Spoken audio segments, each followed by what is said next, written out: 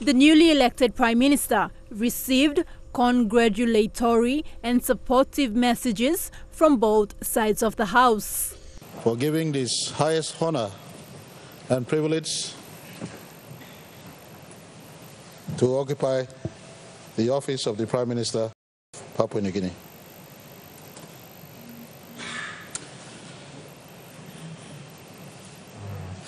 This is a mandate passed to me amongst a house of equals. Now I look in this house, I am humbled to find amongst us many former Prime Ministers, one of which I succeeded, and two notably the Grand Right Honourable Sir Julius Chain, the Governor of New Ireland Province, and the Honourable Pius Wingti, Governor of Western Highlands.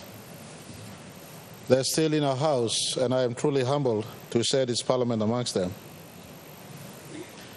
Amongst us, there are many, many former Deputy Prime Ministers on both sides of the House. They served their country well, and their presence is still active amongst us, and I pay my respect to them. Many Ministers of State, former Ministers of State, many experienced leaders of the country in their own rights. Opposition leader Patrick Purites, who was the nominee for the theme Camping at Laguna, acknowledged James Marape as the 8th Prime Minister-elect. Purites told the new government that the opposition team would stand ready to assist Marape as he leads discussions on improving PNG's economy. It is not an easy task, and I'm sure, and over the last 3 weeks, Prime Minister and myself were having discussion in terms of moving the country forward, and we both admitted that this time it is not an easy task for a Prime Minister.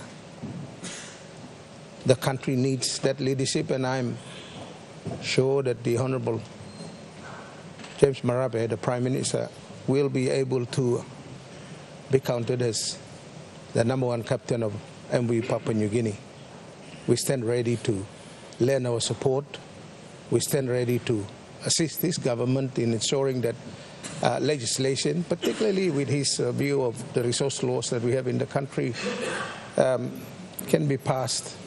Deputy Prime Minister Charles Abel, who had said very little on the floor of Parliament since the notice on the motion on the vote of no confidence was addressed on May 7th, came out today announcing his support for Marape. And we've got LLG elections coming up. We've got the Bougainville referendum that is before us. Some of the economic issues which are self-made and also through circumstances beyond our control.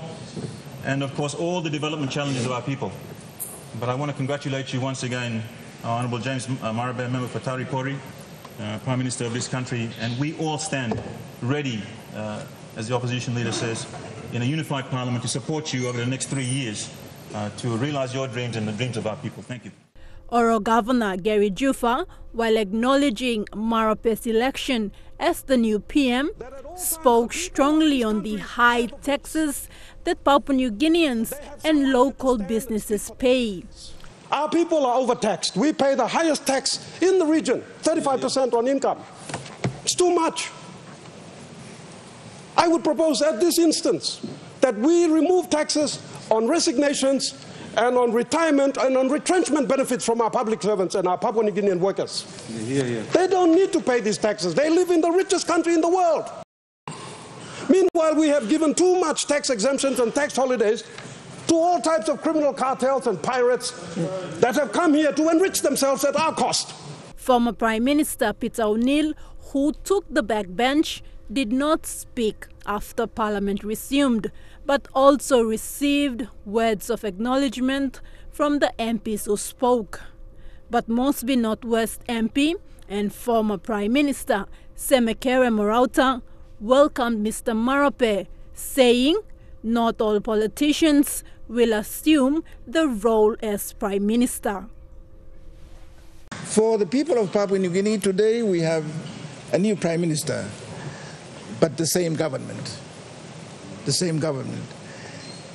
Prime Minister, you have to change the course of MVPNG, because the course we are following now, we are facing cyclonic winds and heavy weather, and Papua New Guineans are suffering.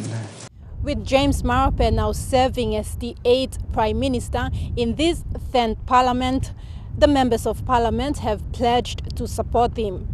Tekla Gunga, National, MTV News.